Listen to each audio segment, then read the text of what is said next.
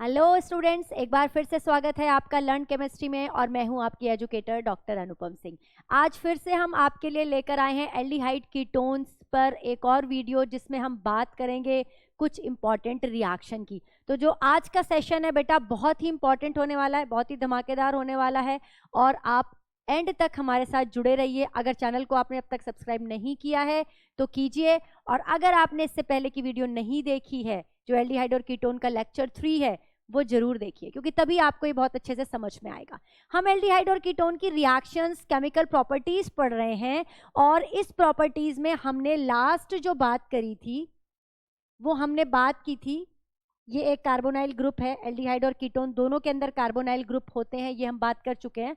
और हमने लास्ट जो बात की थी वो की थी न्यूक्लियोफिलिक एडिशन रिएक्शन की, ये हमने प्रीवियस वीडियो में कवर कर लिया था। और सेकंड हमने ये बात की थी कि जो ये ऑक्सीजन है it is very greedy for hydrogen, जहां से भी इसको हाइड्रोजन मिल रहा है H2O बनाकर ये निकल रही है और बाकी प्रोडक्ट, बाकी जो पार्ट है उस रिएजेंट का वो डबल बॉन्ड के साथ जुड़ जाता है। इस तरह हमने बहुत सारी रिएक्शन प्रीवियस वीडियो में पढ़ी थी। आई होप आपने वो वीडियो देख ली होगी। आज हम इससे आगे बढ़ेंगे तो हम क्या पढ़ेंगे? ऑक्सीडेशन पढ़ेंगे। किसका ऑक्सीडेशन पढ़ रहे हैं बेटा? ऑब्वियसली एल्डिहाइड और कीटोन का ऑक्सीडेशन। देखिए जो एल्डिहाइड और कीटोन है वो ऑक्सीडाइज होकर क्या बनाता है? जब एल्डिहाइड कीटोन का, अभी मैं पहले एल्डिहाइड की बात करती हूँ, हम क्या बात कर रहे हैं? एल्डिहाइड के ऑक्सीडेशन की बात कर रहे हैं। ऑक्सीडेशन ऑफ एल्डिहाइड लिखना चाहिए था मुझे, ऑक्सीडेशन ऑफ एल्डिहाइड की बात कर रहे हैं। ठीक है, हम एल्डिहाइड के ऑक्सीडेशन की बात कर रहे हैं। तो जब हम एल्डिहाइड का ऑक्सीडेशन कराते हैं तो ये किस में कन्वर्ट हो जाता है? अगर इसका ऑक्सीडेशन कराया जाए तो जो इसका ये H है, कोई भी बॉन्ड नया बॉन्ड नहीं बनता, कोई पुराना बॉन्ड ब्रेक नहीं होता, कोई डबल बॉन्ड नहीं हटता। क्या होगा? बस ये HOH में कन्वर्ट हो जाएगा, यानी कि कार्बोक्सिलिक एसिड बन जाएगा। Same number of carbon atom रहेंगे पेरेंट के अंदर भी और प्रोडक्ट के अंदर भी। पेरेंट के अंदर भी और प्रोडक्ट के अंदर भी कार्बन नंबर चेंज नहीं होंगे, ना कम होंगे ना ज्यादा होंगे। याद रखेंगे, ये पहला पॉइंट हमने क्या बात करी, ये फर्स्ट स्टार है आज की वीडियो का, same number of carbon atom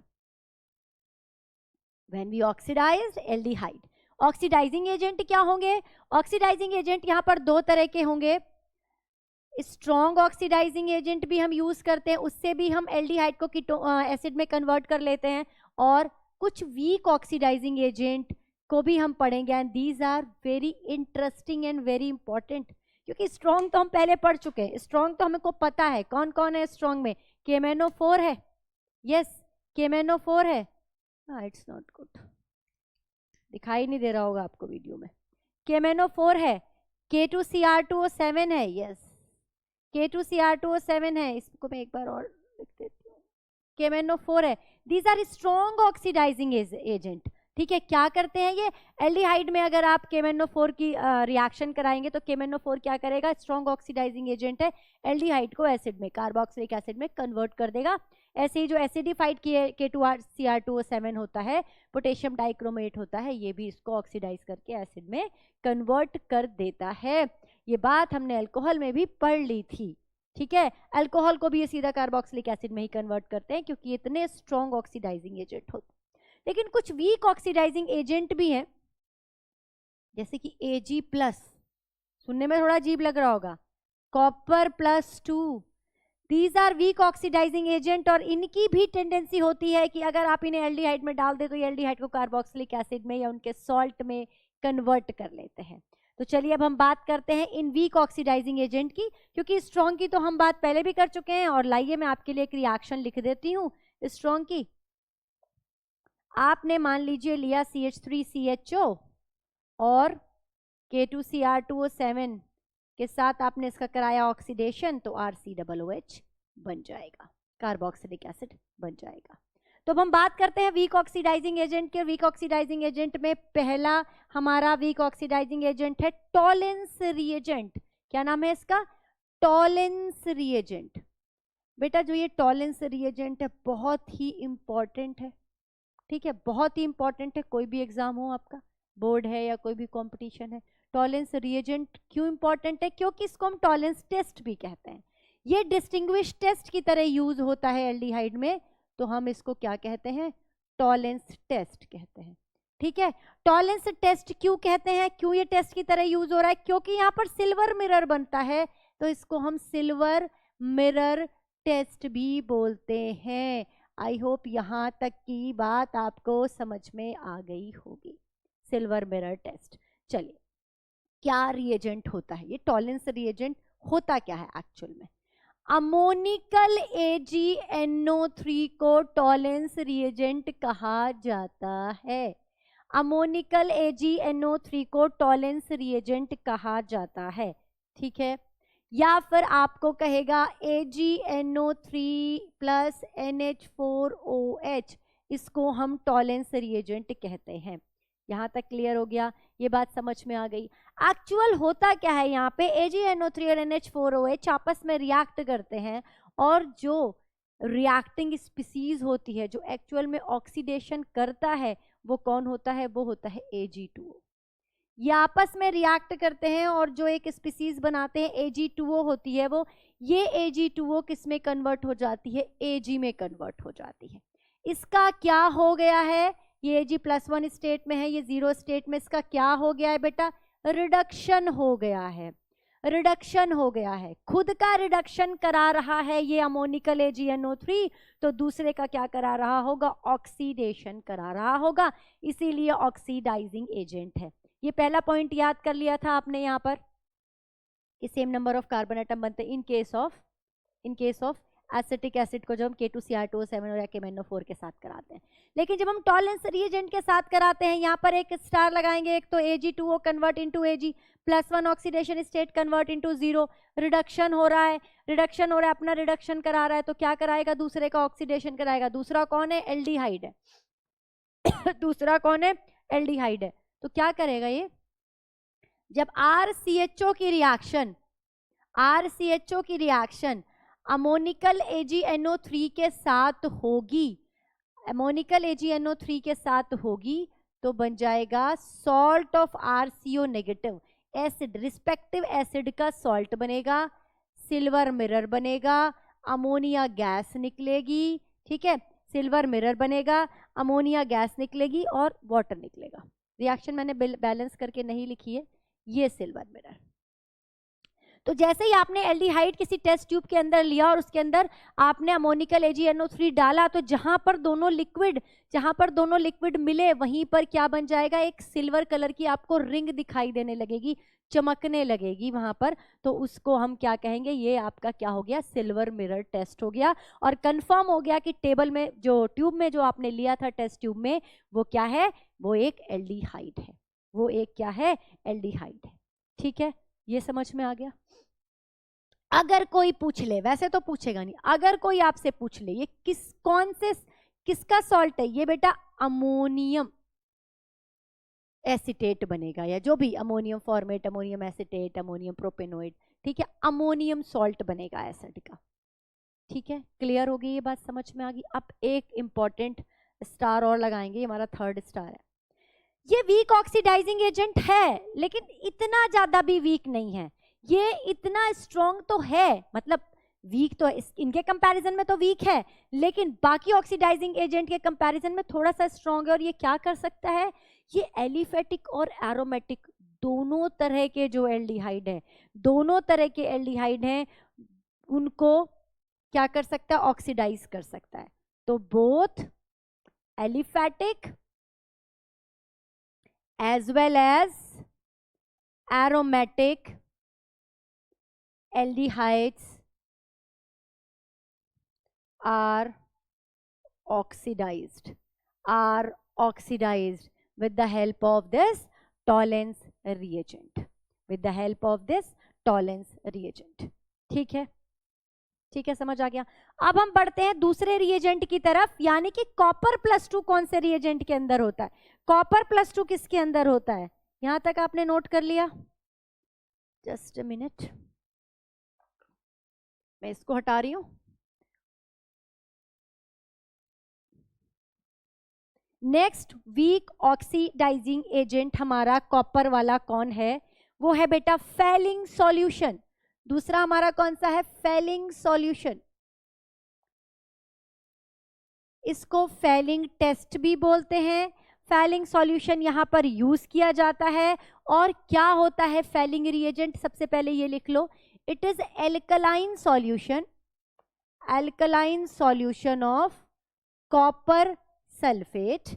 copper sulphate का एल्कलाइन सॉल्यूशन होता है जिसके अंदर सोडियम पोटेशियम टार्ट्रेट प्रेजेंट होता है। Alkaline solution of copper sulphate containing salt of sodium potassium tartrate। ये जो सोडियम पोटेशियम टार्ट्रेट होता है इसको रोशेल सॉल्ट भी बोलते हैं, रोशेल सॉल्ट भी बोलते हैं इसको, इसका नाम होता है रोशेल सॉल्ट, है ना। जस्ट फॉर इंफॉर्मेशन मैंने आपको ही बताया, ठीक है। रोशेल की स्पेलिंग चेक करते हैं, ROCH है बेटा, S नहीं है, रोशेल सॉल्ट। तो एल्कलाइन सॉल्यूशन होता है कॉपर सल्फेट का। क्या काम होता है इसका, ये जो एल्डिहाइड है, एल्डिहाइड के साथ जब ये फेलिंग सॉल्यूशन, एल्डिहाइड के अंदर जब ये फेलिंग सॉल्यूशन डाला जाता है तो ये फेलिंग सॉल्यूशन क्या करता है, ये Cu2O का रेड प्रेसिपिटेट बना देता है, Cu2O का रेड प्रेसिपिटेट बना देता है। और साथ में क्या होता है, एसिड का सॉल्ट बनता है, साथ में एसिड का सॉल्ट बनता है। तो इसका मतलब यहाँ पे क्या हुआ, एक्चुअल में यहाँ पर क्या होता है,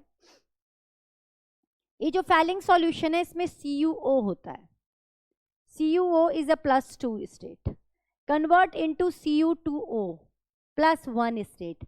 इसका क्या हो रहा है, रिडक्शन हो रहा है, रिडक्शन करा रहा है, खुद का रिडक्शन करा रहा है तो दूसरे का क्या कराएगा, ऑक्सीडेशन कराएगा। It behaves like oxidizing agent for aldehyde, है ना। और जब ये इसका ऑक्सीडाइजिंग एजेंट की तरह बिहेव करता है तो क्या करता है, एल्डिहाइड का ऑक्सीडेशन कर देता है, एल्डिहाइड का ऑक्सीडेशन कर देता है किसमें, एसिड में, ठीक है, एसिड में या फिर एसिड के सॉल्ट में। क्लियर हो गया। तो ये वीक ऑक्सीडाइजिंग एजेंट है, लेकिन ये वीक ऑक्सीडाइजिंग एजेंट जो है वो केवल ओनली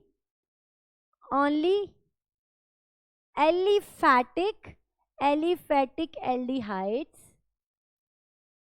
आर ऑक्सीडाइज्ड। ये केवल एलिफैटिक एल्डिहाइड को ही ऑक्सीडाइज कर पाएगा। वेरी वीक ऑक्सीडाइजिंग एजेंट है, it is very weak oxidize, ये वीक है, ये वेरी वीक है, वेरी वीक है। तो ये क्या करेगा, एरोमेटिक को नहीं छेड़ेगा, सिर्फ एलिफैटिक एल्डिहाइड को ही क्या कर पाएगा, ऑक्सीडाइज कर पाएगा। यहीं पे एक छोटा सा और है सॉल्यूशन, बेनेडिक्ट सॉल्यूशन, इसको भी पढ़ लेते हैं। जब यहां तक आए हैं हम तो इसको भी क्यों छोड़कर जाएं, क्योंकि सेम ही काम है इसका भी, ठीक है। बेनेडिक्ट सॉल्यूशन क्या होता है, ये जो रिएजेंट है ये होता है बेटा copper sulphate, alkaline copper sulphate solution containing sodium citrate salt, sodium citrate, salt of sodium citrate. इसके अंदर क्या होता है, सिट्रेट सॉल्ट होते हैं, सिट्रेट आयंस होते हैं, ठीक है। यहाँ पर tartrate, sodium potassium tartrate ions होते हैं, यानी कि टार्ट्रिक एसिड के आयन प्रेजेंट होते हैं, यहाँ पे साइट्रिक एसिड के आयन प्रेजेंट होते हैं। This is the only difference. होता यहाँ पर भी वही है कि CuO बनता है और वो कन्वर्ट हो जाता है Cu2O में, रेड कलर का, ब्रिक रेड कलर का प्रेसिपिटेट मिलता है, इसका होता है रिडक्शन। तो ये करता है दूसरे यानी कि एल्डिहाइड का ऑक्सीडेशन। एल्डिहाइड का क्या कर देगा बेटा, ये ऑक्सीडेशन कर देगा, और एल्डिहाइड का जब ऑक्सीडेशन करेगा तो रिस्पेक्टिव सॉल्ट बन जाएगा, सोडियम सॉल्ट बन जाएगा एसिड का। RCHO को किस में कन्वर्ट कर देगा, RCOONA में, राइट।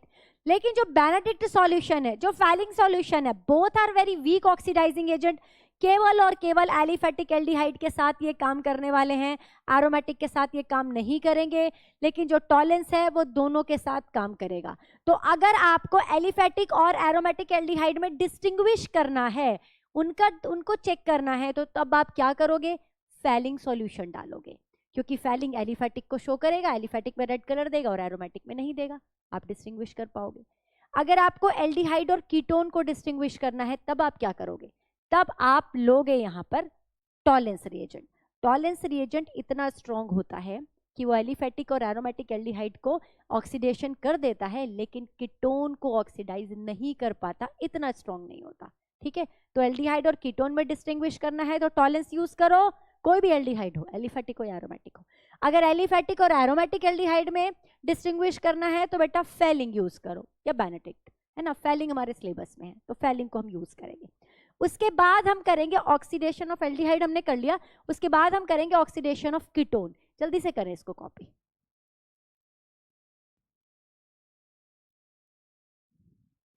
ऑक्सीडेशन ऑफ कीटोन की अगर हम बात करें तो ऑक्सीडेशन जो होता है कीटोन का वो स्ट्रॉन्ग ऑक्सीडाइजिंग एजेंट की प्रेजेंस में ही होगा।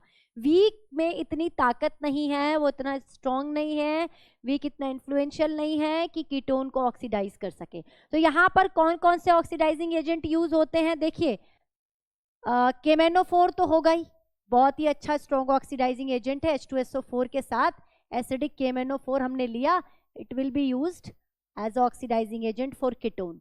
K2Cr2O7 भी आप लिख लो, एसिडिफाइड K2Cr2O7 भी हम यूज कर सकते हैं। तीसरा यहाँ पर कॉन्सेंट्रेटेड HNO3 जो अगर हम लें तो it will act as oxidizing agent for ketone. तो कीटोन का जब ऑक्सीडेशन होता है, अगर मैंने ये कीटोन लिया है, ठीक है, ये एक एसीटोन लिया मैंने कीटोन, इस पर हम कॉन्सेंट्रेटेड HNO3 की रिएक्शन कराएंगे, इसका ऑक्सीडेशन हो जाएगा, कॉन्सेंट्रेटेड HNO3 की रिएक्शन कराएं अगर तो। लेकिन जब भी कीटोन का ऑक्सीडेशन होगा बेटा मिक्सचर ऑफ एसिड बनेंगे, ये बात का ध्यान रखना है। मतलब एक एसिड नहीं बनेगा, क्लीवेज होगा यहाँ पे रिंग का, यहाँ रिंग कह रही हूँ सॉरी, यहाँ पर बॉन्ड टूटेगा, यहाँ पर चेन टूटेगी, क्लीव हो जाएगी। तो यहाँ से कट करो या यहाँ से क्लीव करो, बात एक ही है ना। एक तरफ ये ग्रुप जाएगा, एक तरफ ये ग्रुप जाएगा, दो तरह के एसिड बनेंगे, मिक्सचर ऑफ एसिड बनेगा। तो एक हो जाएगा CH3COOH प्लस फॉर्मिक एसिड, ये प्रोडक्ट बनेगा। ठीक है, यहाँ पे आपने इधर से क्लीवेज करी या इधर से इसको बॉन्ड को तोड़ा, कोई फर्क नहीं पड़ा। लेकिन अगर अनसिमेट्रिकल वो कीटोन हो, अनसिमेट्रिकल एल्केन कीटोन को आप अपनी मर्जी से नहीं तोड़ सकते। मैंने एक अनसिमेट्रिकल यहाँ पर कीटोन बनाया, अब अगर मैं इसका ऑक्सीडेशन करूं कॉन्सेंट्रेटेड HNO3 के साथ, तो आप अगर मैं इसको यहां से ब्रेक करूं तो क्या बनेगा, अगर यहां से ब्रेक करूं, कैसे ब्रेक करना होगा मुझे इसको कैसे ब्रेक करना होगा ये देखना होगा। ठीक है, इसको इधर से ब्रेक करें या इधर से ब्रेक करें, क्योंकि यहाँ पर प्रोडक्ट अलग अलग आएंगे। यहाँ पर तो आप किसी भी साइड से ब्रेक करोगे सेम प्रोडक्ट बनेगा। तो यहाँ पे मैं दोनों तरफ से ब्रेक करती हूँ, चलिए। और ब्रेक कहाँ से होगा, क्लीवेज कहाँ से होगा, कीटोनिक ग्रुप के पास बराबर में एडजेसेंट में क्लीवेज होगा। इस बात यहाँ से नहीं तोड़ना, क्लीवेज कहाँ से होगा, कार्बन डबल बॉन्ड O जो कार्बोनाइल ग्रुप है उसके एडजेसेंट में आपने क्लीवेज करना। दो तरह के प्रोडक्ट यहाँ पर बन सकते हैं। अगर मैंने ये मैं इसको 1 कर देती हूँ, उसको 2 कर देती हूँ, मैंने फर्स्ट की तरीके से किया तो मुझे ये 3 कार्बन वाला एक एसिड मिलेगा, साथ में 2 कार्बन इधर रह गए, एक 2 कार्बन वाला एसिड मिलेगा। लेकिन अगर क्लीवेज यहां से होगा तो एक 4 कार्बन वाला एसिड और एक 1 कार्बन वाला एसिड मिलेगा।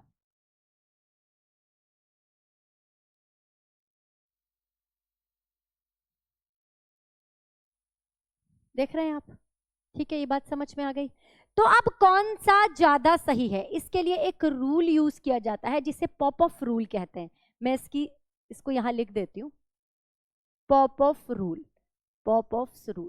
इस रूल को यूज करके आप अनसिमेट्रिकल, अगर आपको कीटोन दे रखा है एग्जाम में, आप उसका ऑक्सीडेशन करा सकते हो और आपका बिल्कुल सही आंसर आएगा। 2 तरह के यहाँ पर प्रोडक्ट बन सकते हैं। ये अब इनमें से माइनर कौन है, कौन सा मेजर है, ये पॉप-ऑफ रूल डिसाइड करेगा। पॉप-ऑफ रूल ये कहता है कि जो कीटोनिक पार्ट है ना, अनसिमेट्रिकल जो आपका कीटोन है उसके अंदर जो कीटोनिक पार्ट है, जो CO ग्रुप है, जो कार्बोनाइल ग्रुप है, वो लेस कार्बन के साइड रहेगा, वो लेस कार्बन के साथ जाएगा। वो ये कह रहा है, क्या कह रहा है कि प्रेफरेंशियली क्या होगा, जो CO ग्रुप है वो स्मॉल एल्काइल के साथ ही स्टे करेगा। तो मेरे पास एक एल्काइल ग्रुप ये है और एक तरफ ये है, 3 का, एक तरफ 1 का है, तो ये छोटे वाला है। तो ये कीटोनिक ग्रुप इसके साथ लाई करेगा, इसके साथ स्टे करेगा, यानी कि एक ये पार्ट बनेगा और एक ये पार्ट बनेगा। तो ये हमारा जो है वो मेजर प्रोडक्ट होगा, this will be minor product. तो जब इस तरह से अनसिमेट्रिकल कीटोन का मुझे ऑक्सीडेशन कराना है तो मैं किसको फॉलो करूंगी, पॉपऑफ्स रूल्स को फॉलो करूंगी। और किसकी प्रेजेंस में ऑक्सीडेशन कराएंगे, HNO3 की ऑक्सीडेशन कराएंगे। अब आपके दिमाग में आएगा क्या मैम केवल HNO3 में ये रूल अप्लाई करना है? जी नहीं, जब भी कीटोन का ऑक्सीडेशन करेंगे मिक्सचर ऑफ एसिड ही बनाना है आपको, और चाहे आप KMnO4 से करें, K2Cr2O7 से करें, चाहे HNO3 से करें, बॉन्ड टूटेगा और पॉपऑफ्स रूल को आप यूज करोगे, राइट। अब हम एक बहुत ही बढ़िया, एक बहुत ही इंपॉर्टेंट रिएक्शन करने जा रहे हैं। इसको बेटा स्टार कर लो, बड़ा अच्छा रूल है, आपको हेल्प करता है आंसर डिसाइड करने में। और अब हम बहुत ही अच्छा क्या करने जा रहे हैं, 1 2 3 ऑक्सीडाइजिंग एजेंट हमने यहाँ लिख दिए, चौथा ऑक्सीडाइजिंग एजेंट, चौथा हम एक रिएक्शन पढ़ रहे हैं बहुत इंपॉर्टेंट, आइडोफॉर्म रिएक्शन या फिर आइडोफॉर्म टेस्ट। ठीक है, इसको हम क्या लिखते हैं, ऑक्सीडेशन ऑफ मिथाइल कीटोन, या फिर हम इसको कहते हैं हेलोफॉर्म रिएक्शन, या फिर हम इसको कहते हैं आयोडोफॉर्म टेस्ट। चलिए इसकी कहानी समझते हैं, बहुत बहुत इंपॉर्टेंट है भाई, इसको तो वेरी वेरी इंपॉर्टेंट कर लो। डिस्टिंग्विश टेस्ट का क्वेश्चन अगर आता है तो ऐसा होता नहीं कि आइडोफॉर्म को स्किप कर दे, इसको छोड़कर कोई एग्जामिनर निकल जाए, इसको एग्जाम में जरूर रखा जाता है। तो आइडोफॉर्म में क्या होता है, आइडोफॉर्म टेस्ट इसलिए कहते हैं क्योंकि यहां पर आइडोफॉर्म बनता है। टेस्ट इसलिए कह रहे हैं, टेस्ट हम डिस्टिंग्विश टेस्ट किसको कहते हैं, जहां पर कोई स्पेसिफिक कलर, कोई स्पेसिफिक स्मेल, कोई प्रेसिपिटेट मिले। तो हमें येलो कलर का आइडोफॉर्म का प्रेसिपिटेट मिलता है, इसलिए इसको आइडोफॉर्म टेस्ट कहते हैं। ठीक है, हेलोफॉर्म इसलिए कह रहे हैं कि आइडोफॉर्म में आइडोफॉर्म, क्लोरोफॉर्म, ब्रोमोफॉर्म, ये तीनों जो हैं पॉली हेलो जो कंपाउंड है, पॉली हेलोजन कंपाउंड, ये यहाँ पर रिएक्शन में पार्टिसिपेट कर सकते हैं, है ना। लेकिन जो टेस्ट है वो सिर्फ आइडोफॉर्म के केस में ही आएगा। और ऑक्सीडेशन ऑफ मिथाइल कीटोन क्यों कहते हैं, क्योंकि ये जो आइडोफॉर्म टेस्ट है वो केवल वही कंपाउंड देगा जिसके अंदर मिथाइल कीटोन ग्रुप होगा। मिथाइल कीटोन ग्रुप माने तो ये ग्रुप। किसी भी एल्डिहाइड और कीटोन में, एल्डिहाइड और कीटोन है तो कार्बोनाइल ग्रुप तो प्रेजेंट होगा ही, कार्बोनाइल ग्रुप CO ग्रुप तो प्रेजेंट है, उसके एडजेसेंट कार्बन यानी कि अल्फा कार्बन पर हाइड्रोजन होनी चाहिए, तीनों हाइड्रोजन होनी चाहिए। अगर इस तरह का कॉम्बिनेशन आपको देखने को मिल रहा है, कहीं पे आपको CH3CO ग्रुप दिखाई दे रहा है एल्डिहाइड और कीटोन के अंदर, तो वहां पर कौन सी रिएक्शन होगी, वहां पर आइडोफॉर्म टेस्ट होगा, आइडोफॉर्म रिएक्शन होगी। पहले बात बताओ ये समझ में आया कि नहीं।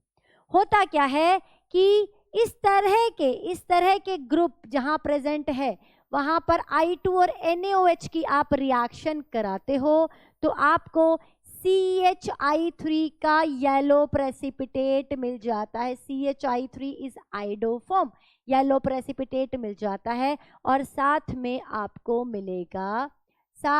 आपको मिलेगा sodium salt of respective acid, sodium salt of respective acid. लेकिन एक स्टार यहां पर लगाएंगे, ये जो एसिड होगा इसमें एक कार्बन कम होगा। क्या लिखेंगे, acid formed are less in 1 carbon atom than parent compound. ठीक है, ऐसा क्यों होता है, क्योंकि एक कार्बन ये चला गया, एक कार्बन आइडोफॉर्म में चला जाएगा। कौन से वाला कार्बन जाएगा आइडोफॉर्म में, ये वाला कार्बन आइडोफॉर्म में जाएगा, अल्फा वाला, जिसे हम कह रहे हैं होना जरूरी है। ये ही तो आइडोफॉर्म टेस्ट देगा। अगर ये कार्बन वहां नहीं है, हाइड्रोजन वहां नहीं है, तो आइडोफॉर्म टेस्ट नहीं आएगा। देखिए ये एक एल्डिहाइड मैंने लिखा, बेंजल्डिहाइड मैंने लिखा, क्या यहां पर आपको मिथाइल कीटोन ग्रुप दिखाई दे रहा है? बिल्कुल नहीं दिखाई दे रहा। कार्बोनाइल ग्रुप दिखाई दे रहा है, लेकिन कार्बोनाइल के ग्रुप के बराबर में ना इधर कार्बन है, बिल्कुल कार्बन है, ये कार्बन है, लेकिन इस कार्बन के ऊपर कितनी हाइड्रोजन है, इस कार्बन के ऊपर एक भी हाइड्रोजन नहीं है, है ना। तो जब CH3CO ग्रुप कहीं पे प्रेजेंट होगा, जैसे कि ये एसिटल्डिहाइड, बिल्कुल बिल्कुल आइडोफॉर्म टेस्ट देगा। मैंने लिखा दिस, हाँ इधर भी है इधर भी है, बिल्कुल टेस्ट देगा। मैंने लिखा, बिल्कुल टेस्ट देगा भाई, इधर नहीं है लेकिन इधर है, टेस्ट देगा। ठीक है, अगर ये लिखा, हाँ जी टेस्ट देगा, ये रहा मिथाइल कीटोन ग्रुप। तो आपको पहले कंपाउंड को चेक करना है क्या उसमें मिथाइल कीटोन ग्रुप प्रेजेंट है। अगर मिथाइल कीटोन ग्रुप प्रेजेंट है तो बिल्कुल उसका ऑक्सीडेशन हो जाएगा, उसका ऑक्सीडेशन हो जाएगा। ऑक्सीडेशन होकर वो एसिड में कन्वर्ट हो जाएगा, लेकिन जो एसिड बनेगा वो क्या होगा, कार्बन नंबर में कम होगा। एक नंबर कार्बन वहां पर, एक कार्बन क्या होगा, कम होगा प्रोडक्ट के अंदर। NaOH और I2 जो होते हैं ना, वो यहाँ पर क्या है, आइडोफॉर्म का रिएजेंट है। लेकिन ये जो NaOH और I2 है वो आपस में रिएक्ट करके NaI और NaOI और H2O बनाते हैं। ये जो NaI होता है ये तो बाई प्रोडक्ट होता है, इसका रिएक्शन में कोई यूज नहीं है। लेकिन जो ये NaOI है, ये सोडियम हाइपोआयोडाइड है ना, ये रिएक्शन में पार्टिसिपेट कर रहा है। एक्चुअल में यही है जो आइडोफॉर्म टेस्ट लेके आएगा। तो कई बार एरो पर आपको I2 और NaOH मिल सकता है, आपको NaOI भी लिखा हुआ मिल सकता है। इसका मतलब भी आइडोफॉर्म टेस्ट ही है, इसका मतलब भी आइडोफॉर्म रिएक्शन ही है। ठीक है, रिएक्शन क्या होगी फिर, अब ये जो NaOI है किसके साथ रिएक्ट करेगा, मान लो इस एसीटोन के साथ रिएक्शन हो रही है, CHI3 बन जाएगा, आइडोफॉर्म का टेस्ट मिल जाए आपको, आइडोफॉर्म का प्रेसिपिटेट मिल जाएगा। साथ में एक कार्बन देखो यहां कम हो गया, अब 2 कार्बन वाला एसिड का सॉल्ट बनेगा, 2 कार्बन वाला एसिड का सॉल्ट बनेगा। ठीक है, क्लियर हो गई ये बात। तो यहां पर ऑक्सीडेशन हो गया किसका, इसका ऑक्सीडेशन हो गया, इसका ऑक्सीडेशन हो गया। राइट, क्लियर है ये बात, समझ में आ गई। तो इस तरह से हम ये देखते हैं कि एल्डिहाइड और कीटोन का ऑक्सीडेशन होता है। कुछ वीक ऑक्सीडाइजिंग एजेंट है, कुछ स्ट्रॉन्ग ऑक्सीडाइजिंग एजेंट है, और ये जो ऑक्सीडाइजिंग एजेंट है वो एल्डिहाइड और कीटोन के एज अ डिस्टिंग्विश टेस्ट भी यूज होते हैं। चलिए एक बार मैं आपको समराइज कर देती हूँ और उसके बाद हम रिडक्शन की रिएक्शन करेंगे कि यहाँ पर रिडक्शन कौन कौन सा होता है।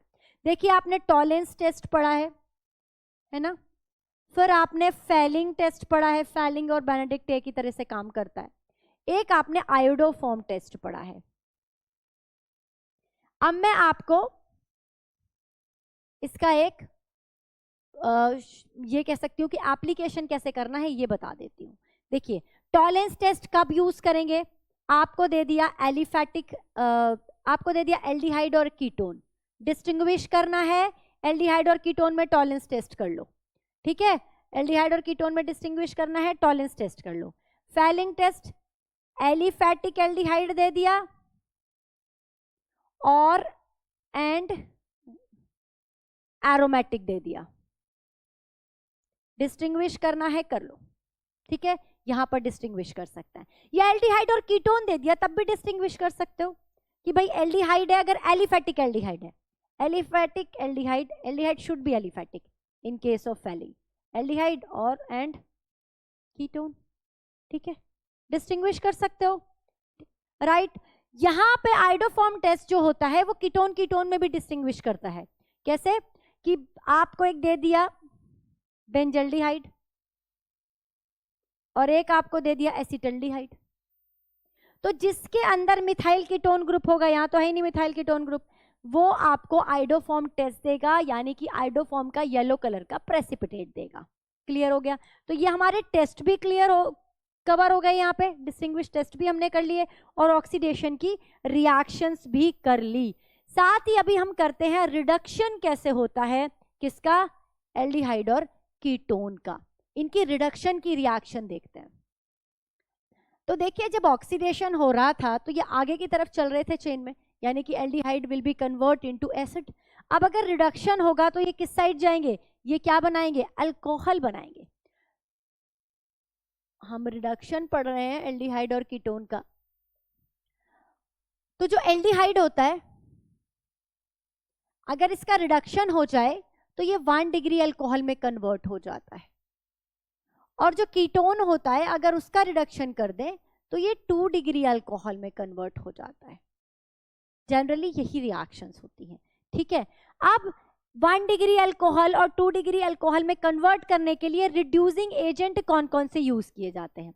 आप हाइड्रोजन का से रिडक्शन करा दो in presence of platinum, palladium और निकल, ठीक है, आप ये करा सकते हो। आप सोडियम और अल्कोहल यूज कर सकते हो, सोडियम इथाइल अल्कोहल यूज कर सकते हो। It is also a good reducing agent, sodium and ethyl alcohol. आप zinc plus alcoholic NaOH use कर सकते हो, it is also used as a reducing agent. साथ में आप lithium aluminium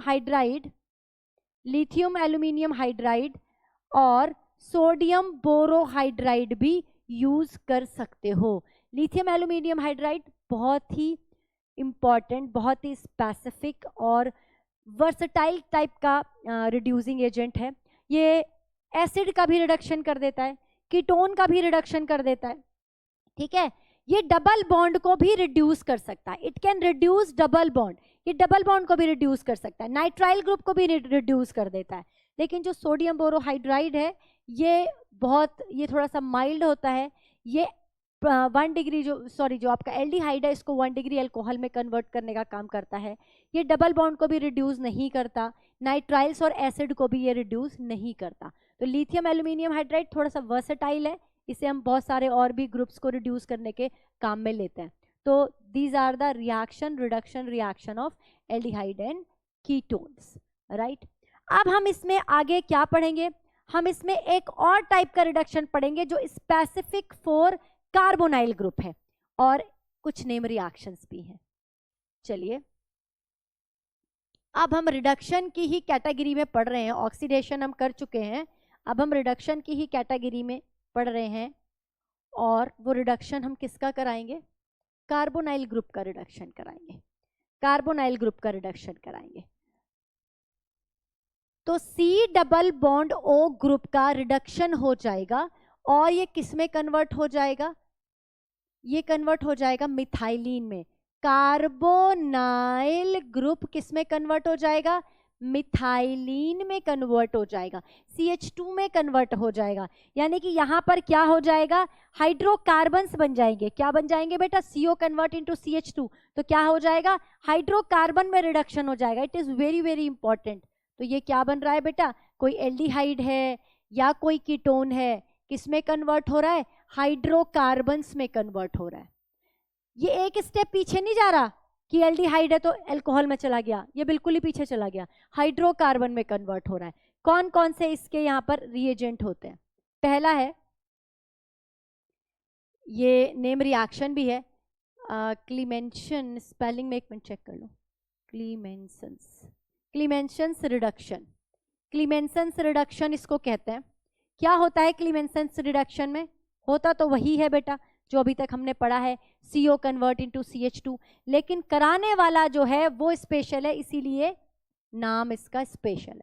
zinc HgHCl, zinc Hg का पेयर लेते हैं एसिडिक मीडियम में, तो ये जो जिंक HgHCl है ये क्या कर देता है? ये बेटा CH3CHO है, मान लो एरो पर लिखा है जिंक HgHCl, तो क्या करेगा? इसको CH2 में कन्वर्ट करेगा, आपको एल्केन मिल जाएगा, आपको इथेन मिल जाएगा, ठीक है। जितने कार्बन का आपके पास पेरेंट कंपाउंड था उतने ही कार्बन का प्रोडक्ट आपको मिलेगा। सेकंड देखें, वुल्फ किश्नर रिडक्शन बोलते हैं इसको। वुल्फ किश्नर रिडक्शन में क्या होता है? सिर्फ नाम अलग है क्योंकि रिएजेंट अलग है, काम वही है, CO को CH2 में कन्वर्ट करेगा, लेकिन यहां पे इस बार रिएजेंट कौन होगा? हाइड्रोजीन, NH2 हाइड्रोजीन इन बेसिक मीडियम। ये रिएक्शन जो होती है वो बेसिक मीडियम में होती है, प्रीवियस किस में थी? एसिडिक मीडियम में थी। इथाइलिन ग्लाइकॉल भी लिखा होता है, ठीक है। और ये भी क्या करेगा? ये भी सेम चीज करेगा, CO ग्रुप को किस में कन्वर्ट कर देगा बेटा? किस में कन्वर्ट कर देगा? मिथाइलिन में आपको क्या मिल जाएगा? हाइड्रोकार्बन्स मिल जाएंगे, same number of carbon atom. एक ये बात समझ में आ गई। अब एक और आपके साथ रिड्यूसिंग एजेंट शेयर करने जा रही हूं। बड़ा ही अच्छा रिड्यूसिंग एजेंट है और ये बायोमोलिक्यूल्स में पढ़ते हो आप, है ना। स्ट्रॉन्ग रिड्यूसिंग एजेंट है और ये भी एल्डिहाइड और कीटोन को एल्केन्स में कन्वर्ट कर देता है। इनसे अलग है ये जो मैंने कार्बोनाइल ग्रुप का बताया ना, इससे अलग है ये, है ना। ये तो सिर्फ कार्बोनाइल ग्रुप पर ही एक्ट करते हैं। ये कार्बोनाइल ग्रुप चाहे कोई भी हो, जरूरी नहीं कि एल्डिहाइड और कीटोन में ही प्रेजेंट हो, ये कहीं और भी मान लो कोई डेरिवेटिव है एल्डिहाइड और कीटोन का, वहां पर भी एक्ट करेगा। अब हम बात कर रहे हैं HI plus red phosphorus. It is strong reducing agent. जो भी इसके सामने आता है, जो भी इसके सामने आता है, एल्डिहाइड है, कीटोन है, ग्लूकोज है, एसिड है, कुछ भी है, सबको एल्केन में कन्वर्ट कर देता है, सबको हाइड्रोकार्बन में कन्वर्ट कर देता है। स्ट्रॉन्ग रिड्यूसिंग एजेंट है। तो यहाँ पर क्या हो जाएगा, जो एल्डिहाइड एंड कीटोन है वो किस में कन्वर्ट हो जाएंगे? एल्केन्स में कन्वर्ट हो जाएंगे। किस में कन्वर्ट हो जाएंगे? एल्केन्स में कन्वर्ट हो जाएंगे। मैंने लिया CH3COCH3, किस में कन्वर्ट हो जाएगा? प्रोपेन में कन्वर्ट हो जाएगा, प्रोपेन में कन्वर्ट हो जाएगा। HI और रेड फॉस्फोरस का ये काम होता है, स्ट्रॉन्ग रिड्यूसिंग एजेंट होते हैं। ठीक है, ये आपको समझ में आ गया? यहाँ तक रिड्यूसिंग एजेंट समझ में आ गए। तो आज हमने बात करी ऑक्सीडाइजिंग एजेंट की, उसमें स्ट्रॉन्ग भी पढ़े, वीक भी पढ़े, और रिड्यूसिंग एजेंट की।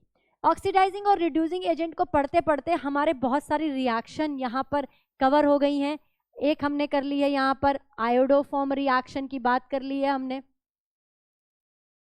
एक हमने फेलिंग टेस्ट की बात कर लिया, अरे टेस्ट तो बहुत ही इंपॉर्टेंट है एल्डिहाइड और कीटोन के केस में तो, और एक हमने टॉलेंस टेस्ट की बात कर ली है ना। एक हमने बेनेडिक्ट टेस्ट की बात कर ली है, बेनेडिक्ट टेस्ट की बात कर ली है। एक हमने क्लीमेंशन रिडक्शन की बात कर ली है, नेम रिएक्शन है। एक हमने वुल्फ किश्नर की बात कर ली है।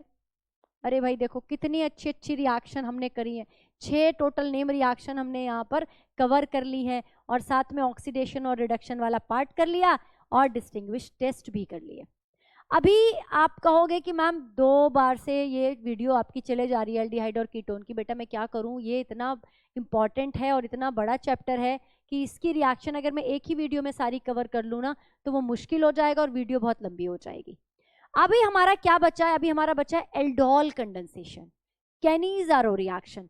दोनों रिएक्शन अपने आप में बहुत ही बढ़िया रिएक्शन, बहुत ही धमाकेदार रिएक्शन। तो इनको हम करेंगे अगले सेशन में कवर। तब तक आप पढ़ते रहिए ऐसे ही और बढ़ते रहिए। Thank you so much.